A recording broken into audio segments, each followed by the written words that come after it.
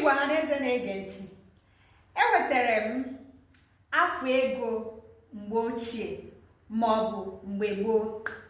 Ịma na ihe anyị na-akpọ afọ ego kịta ma abịa n'iji egote ihe n'ahịa, iji ego zụta ihe, abụrụ otu ndị mgbe gboo ji akpọ ego.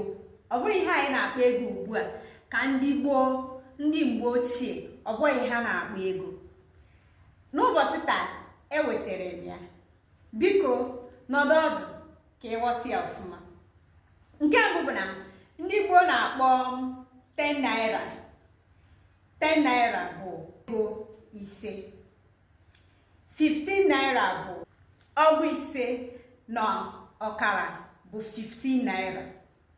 20 naira, ha na-akpọ 20 naira ọgụ iri. Ọgụ iri bụ 20 naira. 30 naira, ọgụ iri na ise bụ 30 naira.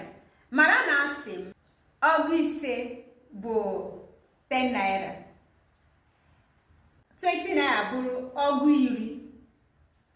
30 naira bụrụ ọgụ iri na ise.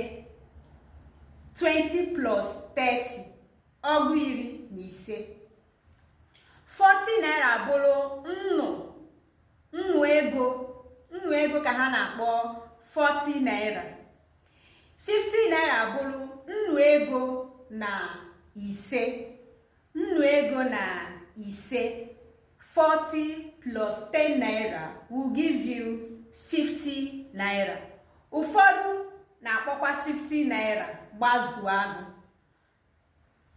Ụfọdụ na-akpọ 50 naira gbazuo agụ. O nwere mpaghara Igbo na-akpọ 50 naira gbazuo agụ. Mana iji egote ihe, a na-akpọkwa